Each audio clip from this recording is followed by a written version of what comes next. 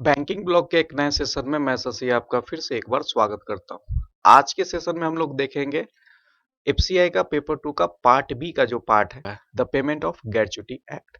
इस सेशन के पहले अगर आपने ईपीएफओ के बारे में अगर नहीं पढ़ा है तो आप जरूर वो सेशन जाके देख लीजिएगा, क्योंकि वो सेशन देखने के बाद ईपीएफ देखने के बाद ये सेशन आप जरूर देखिएगा, क्योंकि दोनों में बहुत सारे सिमिलरिटी है। ठीक है, तो आइए सेशन को स्टार्ट करते हैं। चैनल पर नए तो चैनल को सब्सक्राइब कर लीजिए, घंटी के बेल आइकन को प्रेस कर लीजिए, जिससे कि आपको लाइव का नोटिफिकेशन मिलता रहे। तो आइए, सबसे पहले आज का टॉपिक है the payment of gratuity act. देखिए, ग्रेच्युटी क्या होता है। अब किसी भी ऑर्गेनाइजेशन में लंबे समय तक अगर कोई काम कर रहे हैं तो आपका जो एम्प्लॉयर है आपको एक ग्रेच्युटी देता है। ठीक है, यानी बहुत अच्छा काम करने पे आपको कुछ राशि मिलता है, उसी को हम लोग पेमेंट ऑफ ग्रेच्युटी एक्ट बोलते हैं। ठीक है, ये 1972 में आया था। चलिए स्टार्ट करते हैं। सबसे पहले एक्ट के बारे में बात करेंगे तो सेक्शंस कितने हैं। तो सेक्शंस के बारे में अगर बात करते हैं तो टोटल सेक्शन आपको 15 मिलेगा। ठीक है, टोटल सेक्शन 15 मिलेगा। अब बारी बारी से एक बार सेक्शन देख लेते हैं। सबसे पहले हमेशा हम बताए हैं कि कोई भी एक्ट अगर पढ़ते हैं तो उसका जो सेक्शन 1 होता है उसका टाइटल के बारे में बताता है। सेक्शन 2 उसका डिफिनेशन बताता है। उसके बाद सेक्शन 2 ए बताता है कंटिन्यूअस सर्विस किसको कहते हैं, उसका डिफिनेशन दिया गया है। उसके बाद सेक्शन 3 में कंट्रोलिंग अथॉरिटी, जिसको सीए हम लोग बोलते हैं, उसके बारे में डिफाइन किया गया, कौन होगा, कौन अपॉइंट करेगा। उसके बाद पेमेंट ऑफ ग्रेच्युटी के बारे में डिफाइन कौन से सेक्शन में, सेक्शन 4 में है। सेक्शन 4 ए में कंपलसरी इंश्योरेंस के बारे में बताया गया, वो सेक्शन 4 ए में। पावर टू एक्सटेम्प्ट ये आपको बताया गया सेक्शन 5 में। नॉमिनेशन अगर आपसे पूछता है तो सेक्शन 6 में नॉमिनेशन है। सेक्शन 7 में determination of the amount of gratuity, किस तरह से ग्रेच्युटी के अमाउंट को हम लोग निकालेंगे उसके बारे में बताया गया सेक्शन नंबर 7 में। सेक्शन 7 ए बताता है अपॉइंट इंस्पेक्टर को किया जाता है इस एक्ट को सुचारू ढंग से अप्लीकेबल करने के लिए। इंस्पेक्टर जो पॉइंट होता है उसके बारे में बताया गया है, उसके पावर के बारे में बताया गया है। उसके बाद सेक्शन 7 बी में ही पावर ऑफ इंस्पेक्टर, जैसा कि अभी हम आपको बताए थे। सेक्शन 8 में आपको रिकवरी ऑफ ग्रेच्युटी के बारे में बताया गया। सेक्शन 9 में आपको पेनल्टी बताया गया कि अगर एक्ट सही से काम नहीं करेगा तो कौन कौन से पेनल्टी लगेगा, वो सेक्शन 9 में है। बहुत इंपॉर्टेंट है। ठीक है, क्वेश्चन आ चुका है। उसके बाद अगर बात करते हैं सेक्शन 10, हालांकि उतना इंपॉर्टेंट नहीं है, जो इंपॉर्टेंट है वो हम आपको बता देते हैं। प्रोटेक्शन ऑफ ग्रेच्युटी सेक्शन 13 में है। ठीक है, क्योंकि देखिए होता क्या है कि बहुत सारे एक्ट पढ़ने हैं, सबके सेक्शन याद रहेंगे नहीं, तो जो जो इंपॉर्टेंट है उतना कम से कम दिमाग में जरूर रखिएगा। ठीक है, उसके बाद एक सेक्शन 15 है। सेक्शन 15 है पावर टू मेक रूल, ये इंपॉर्टेंट है। तो इतना सेक्शन कम से कम आपके दिमाग में होना चाहिए कि ग्रेच्युटी एक्ट में इतना सेक्शन जरूरी है। अब इसको थोड़ा सा डिटेल में पढ़ते हैं। आइए देखिए, ग्रेच्युटी क्या है, एक रिटायरमेंट बेनिफिट है। जैसे कि हम लोग प्रोविडेंट फंड पढ़े थे, और उसकी उसी की तरह पेंशन है, उसी के आसपास में इसको बोला जाता है। ठीक है,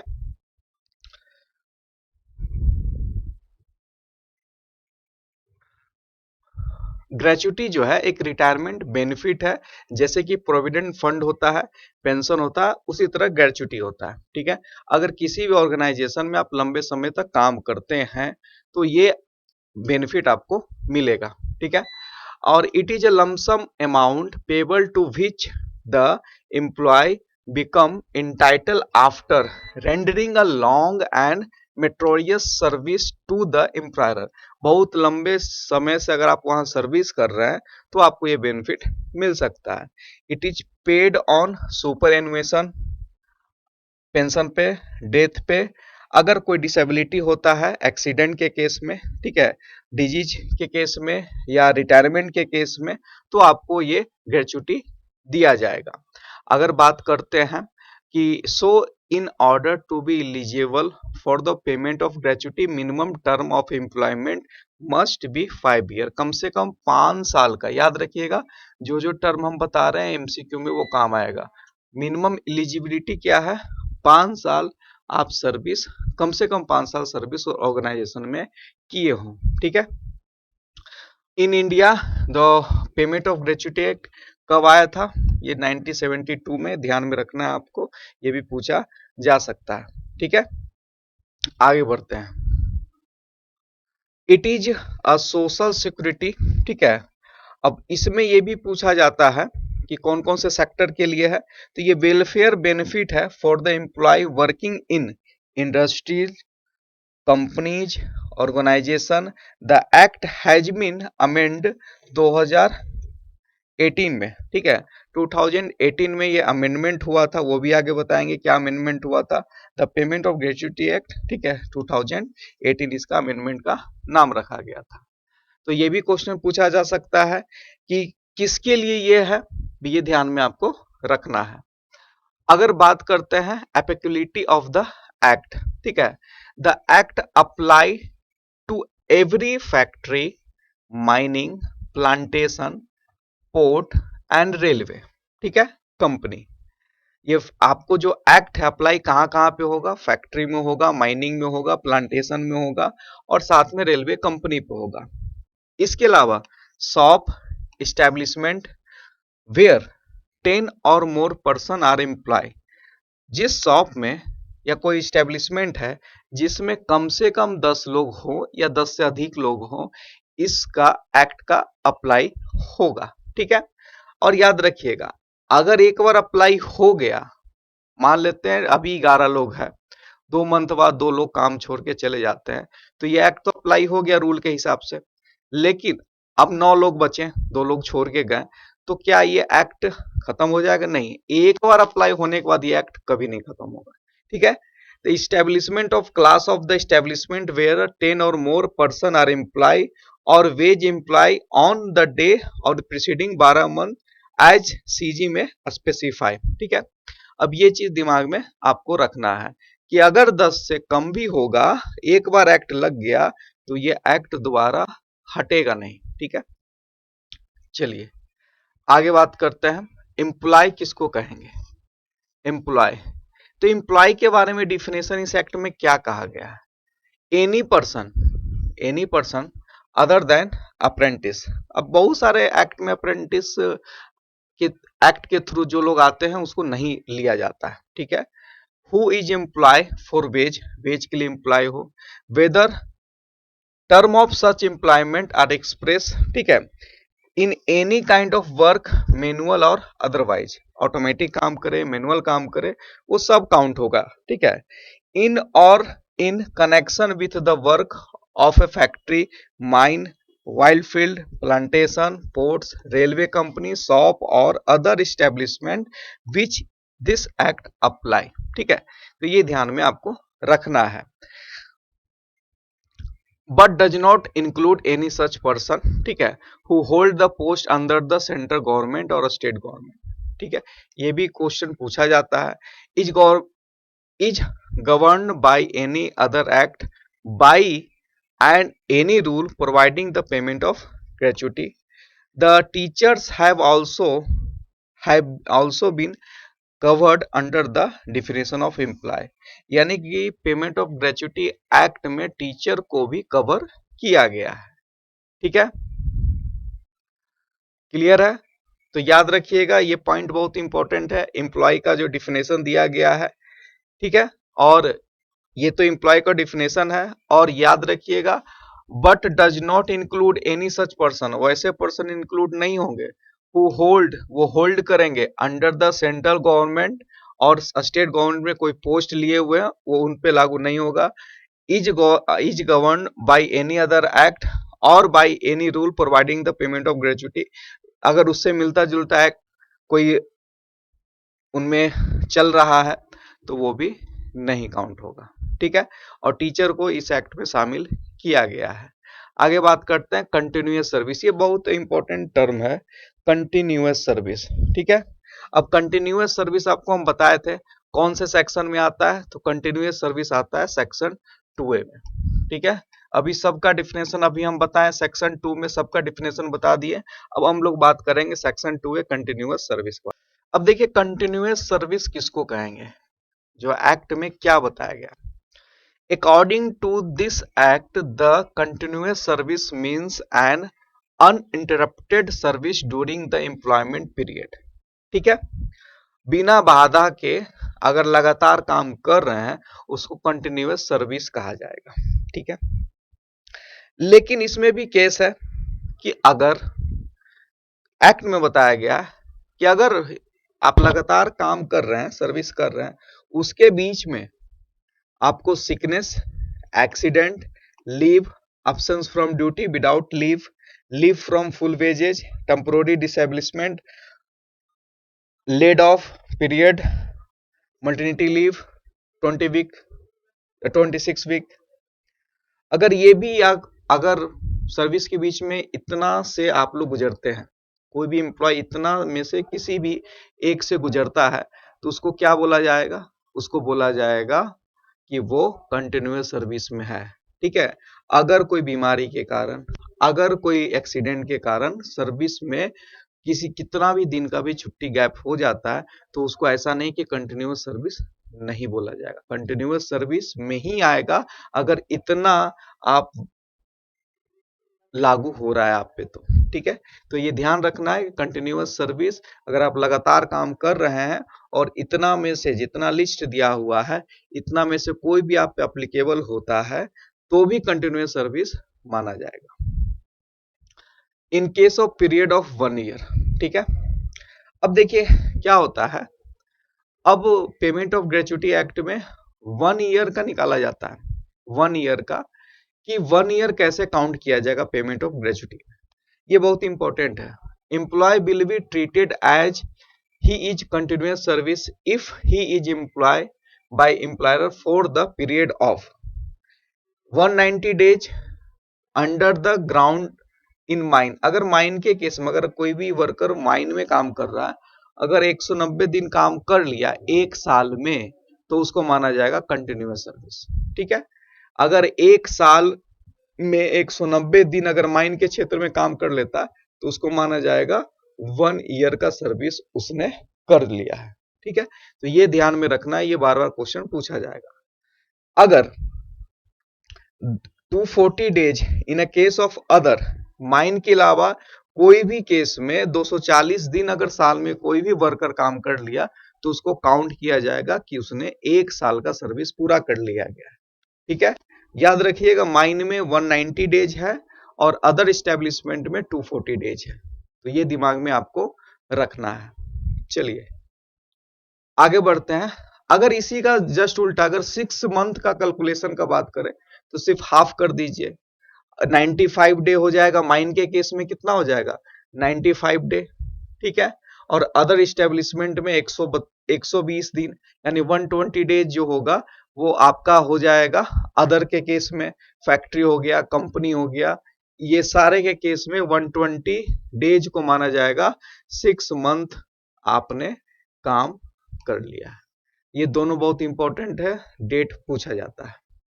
आगे बढ़ते हैं। In case of seasonal establishment, ऐसा कोई इस्टेब्लिशमेंट या फैक्ट्री जो साल भर नहीं चलता हो, सीजनल हो, 6 मंथ का हो, 4 मंथ का हो, एक सीजन में बस कुछ समय के लिए आया हो, उसके लिए भी इस एक्ट में रूल है। ठीक है, तो कोई भी एम्प्लॉय सीजनल इस्टेब्लिशमेंट है किसी भी एम्प्लॉय का, ठीक है, किसी भी सीजनल इस्टेब्लिशमेंट में कोई एम्प्लॉय काम कर रहा है, तो जितना दिन भी वो सीजनल में है उसमें 75% अगर वो वर्क वहां करता है तो उसको माना जाएगा 1 ईयर का उसका सर्विस। ये याद रखिएगा।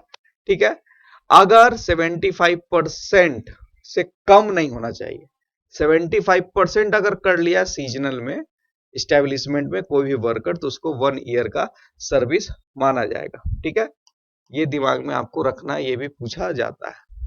अगर इसी में अगर पूछ देगा कि मंथ, कभी भी क्वेश्चन में मंथ भी पूछता है, तो ऑन एन एवरेज 4 मंथ माना जाता है 1 ईयर के केस में। ठीक है, ये दिमाग में रखना है दोनों पॉइंट को। व्हेन टू पे ग्रेच्युटी, आप कब क्लेम करेंगे, आपको जब रिटायर, आपको ग्रेच्युटी मिलेगा कब, जब आप रिटायर करेंगे, तो आप कब इसके लिए अप्लाई कर सकते हो, उसके लिए भी रूल बनाया गया है। ठीक है, आइए देखते हैं। पहला तो है ग्रेच्युटी आपको मिलेगा कब, सुपर एनुएशन पेंशन जब आप रिटायर हो जाएंगे, या आपका त्यागपत्र हो जाए, रिटायरमेंट हो जाए, टर्मिनेशन हो डिसेबिलिटमेंट के केस में, या आपका डेथ हो जाए, तो आप जिसको नॉमिनी के रूप में रखेंगे उनको मिलेगा। तो gratuity is payable only after an employ comply 5 continuous year of service. अभी आपको बताएं कि 5 साल कम से कम सर्विस आपका होना चाहिए और कंटिन्यूअस होना चाहिए। कंटिन्यूअस का भी रूल बता दिए कि किस तरह से 1 साल कैलकुलेट होता है या 6 मंथ कैलकुलेट होता है। अगर 5 साल का कंटिन्यूअस सर्विस कर लेते हैं तो ही आप ग्रेच्युटी के लिए हकदार होंगे, अन्यथा नहीं होंगे। ठीक है, how ever in case of death और अगर डिसेबिलिटी के केस में कंडीशन में मिनिमम 5 साल जो है वो अप्लीकेबल नहीं होता। मान लेते हैं कोई व्यक्ति है ऑर्गेनाइजेशन में, 4 साल में ही किसी का एक्सीडेंट के रूप में डेथ हो गया, तो ये 5 साल उसके लिए नहीं काउंट होगा। ठीक है, चलिए आगे बढ़ते हैं। जो gratuity is payable at the rate of 15 days wage. देखिए 2 एग्जाम में फॉर्मूला पूछा था, उम्मीद है आपसे भी पूछे, तो फॉर्मूला आपको पता होना चाहिए। सबसे पहले फॉर्मूला पर बात करते हैं। ठीक है, फॉर्मूला है ग्रेच्युटी कैसे निकाला जाता है। ठीक है, अब ये आपसे पूछा जाएगा कौन से सेक्शन में ग्रेच्युटी निकाला जाता है। ठीक है, आइए पहले सेक्शन बता दें कि पेमेंट ऑफ ग्रेच्युटी सेक्शन 4 में है। तो ये भी पूछ सकता है कि पेमेंट ऑफ ग्रेच्युटी कौन से सेक्शन में है, तो सेक्शन 4 में पेमेंट ऑफ ग्रेच्युटी है। अब आइए किस तरह से हम लोग निकालेंगे। ग्रेच्युटी का मतलब होता है मंथली सैलरी जो आपका है। अब ये मंथली सैलरी जो होगा वो 15 दिन का वेज काउंट होगा। मंथली सैलरी इंटू 15 बटा 26। अब 26 क्यों लिया गया है, टोटल 30 दिन होता है, उसमें 4 संडे मान लेते हैं, तो बचा कितना 26। तो कैलकुलेट कैसे होता है, मंथली सैलरी जो आपका है गुना 15/26 into number of year of service. अगर 5 साल, मिनिमम 5 साल तो यही होंगे, तो 5 साल से ऊपर होना चाहिए। ठीक है, ये फॉर्मूला बार बार पूछता है। ठीक है, याद रखिएगा मंथली सैलरी जो आपका होगा वो लास्ट मंथ जो आपको सैलरी मिला है वो काउंट होगा, और उसमें 15 से गुना होगा। क्यों, क्योंकि ये जो ग्रेच्युटी है is payable at the rate of 15 days wage के रेट पे काम करता है। और ये 15 डेज जो वेज होता है इसमें कौन कौन सा होगा, बेसिक सैलरी होगा, डीए होगा, as per the latest salary जो आपको मिला है लास्ट मंथ का उसके हिसाब से। यानी अगर आप वर्किंग 2001 से स्टार्ट कर रहे हैं और 2040 में रिटायर कर रहे हैं, तो 2001 के डीए से आपको नहीं मिलेगा ग्रेच्युटी। 2040 में जो आप लास्ट सैलरी आपको मिला है उसके हिसाब से आपको डीए या बेसिक सैलरी काउंट होगा। ठीक है, और ये 26 total number of working day in a month, और 15 number of day in A half of the month. ठीक है, 15 इसी कहते हैं 30 का महीना, और 15 से उसमें गुना हो जाता है। आगे बढ़ते हैं, selling on the amount of gratuity, ये भी इंपॉर्टेंट है। ठीक है, अब ये भी पूछा जा सकता है कि मैक्सिमम ग्रेच्युटी कितना मिल सकता है किसी भी एम्प्लॉय को। अब देखिए इसके लिए तो रूल बनाया हुआ है इस एक्ट में। पहले 2010 तक, ठीक है, मतलब 2010 तक 10 लाख था। 2018 में इसका अमेंडमेंट हुआ था, उसमें 20 लाख कर दिया गया। तो पहले था 10 लाख, पहले था 10 लाख, उसके बाद 2018 में अमेंडमेंट हुआ है, अब हो गया है कितना, 20 लाख। 10 में आपका सेट किया गया था 10 लाख, और 2018 के अमेंडमेंट में ये सेट किया गया है आपका 20 लाख। लेकिन ऐसा नहीं है कि 20 ही लाख मिल सकता है। मान लेते हैं कोई संस्था है, आप वो संस्था का आप बहुत ही माय डियर व्यक्ति हैं, यानी कि बहुत लगाव है संस्था को आपसे, बहुत फेवरेट थे आप संस्था के, तो उसका मन होगा कि नहीं इसको हम 25 लाख दे दें, 20 लाख तो रूल ही है, 5 लाख और एक्स्ट्रा दें। तो उस केस में क्या कहलाएगा, पेमेंट ऑफ ग्रेच्युटी के अलावा जो भी मिल रहा है उसको बोलते हैं एक्स ग्रेटिया। ठीक है, ये याद रखिएगा, ये भी पूछा जाता है। जो ग्रेचुटी के ऊपर जो भी अमाउंट मिलेगा उसको क्या बोला जाएगा, एक्स ग्रेटिया। आगे बढ़ते हैं। अब देखिए एक फॉरफिट भी रूल दिया गया है, फॉरफिट, ठीक है, ग्रेचुटी का फॉरफिट। अब देखिए ग्रेचुटी का जो फॉरफिट होता है ये भी बहुत इंपॉर्टेंट है। यानी फॉरफिट का मतलब आपका जो ग्रेचुटी का जो रकम है उसको कम करने का अधिकार दिया गया है किसको, एम्प्लॉयर को, यानी उस कंपनी को जहां आप वर्क करते हैं। उसके बारे में भी रूल दिया गया है कि सेक्शन 4 का 6 प्रोवाइड करता है that the gratuity of employ whose service have been terminated for any act, किसी भी एक्ट के कारण अगर आपका सर्विस टर्मिनेट किया गया है उस केस में आपकी कंपनी या एम्प्लॉयर का अधिकार बनता है कि आपका ग्रेचुटी को अमाउंट को फॉरफिट करे यानी कि कम करे।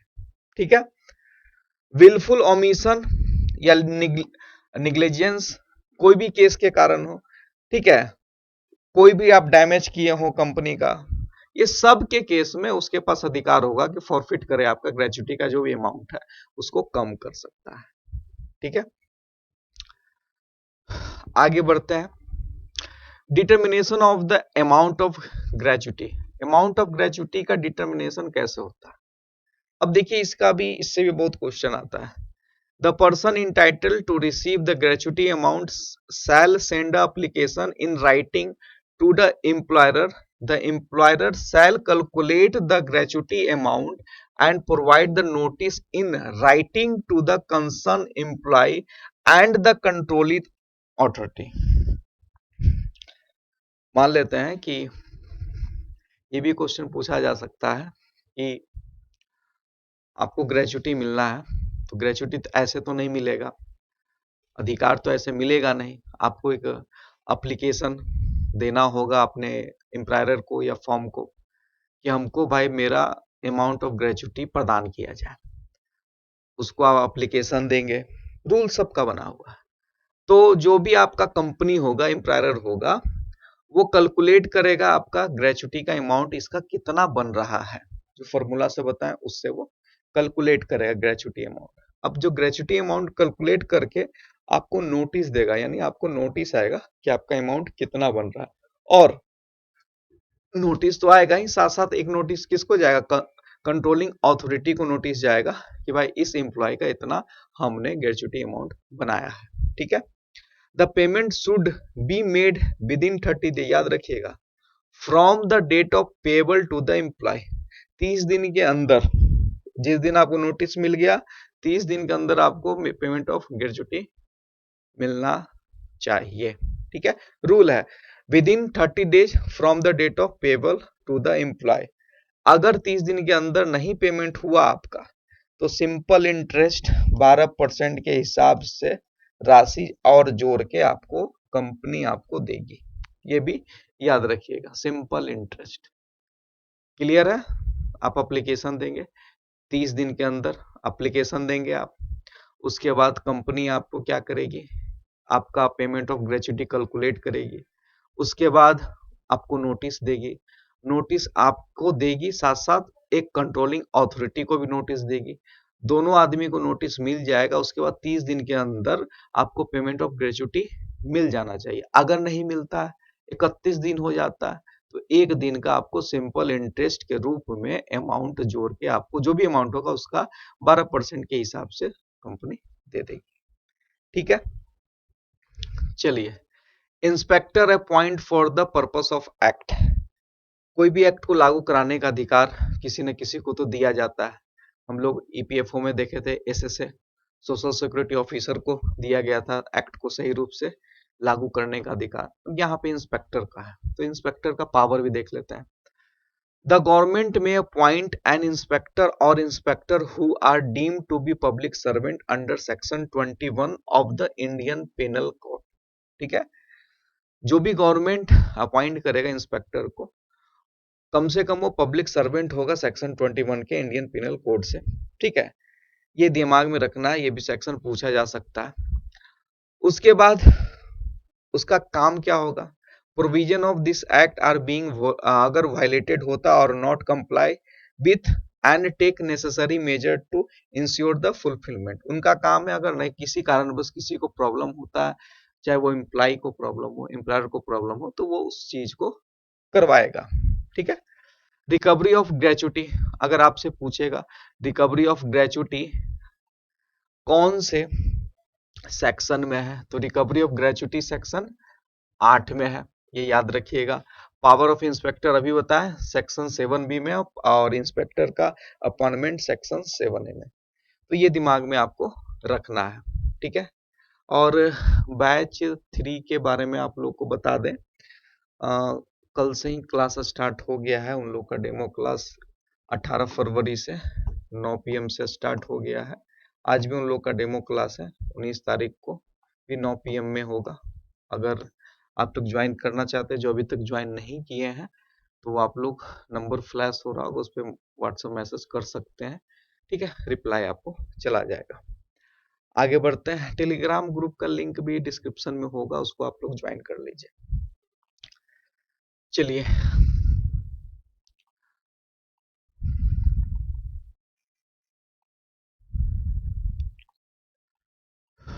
इंस्पेक्टर हो गया। रिकवरी ऑफ ग्रेचुटी, देखिए रिकवरी ऑफ ग्रेचुटी में है, if the employer delay in the payment of gratuity amount under the prescribe time limit, यानी कि जो प्रिस्क्राइब टाइम लिमिट कितना था कि 30 दिन के अंदर पेमेंट होना चाहिए। अगर 30 दिन के अंदर पेमेंट नहीं हुआ, देन द कंट्रोलिंग अथॉरिटी, जिसको हम लोग सीए बोलते हैं, CA shall issue, CA issue करेगा सर्टिफिकेट, किसको इशू करेगा, तो कलेक्टर को, on behalf of aggrieve party. Aggrieve party यहाँ कौन हुआ, एम्प्लॉय हुआ, जिसको मिलना था payment of gratuity, and recover the amount including the compound interest.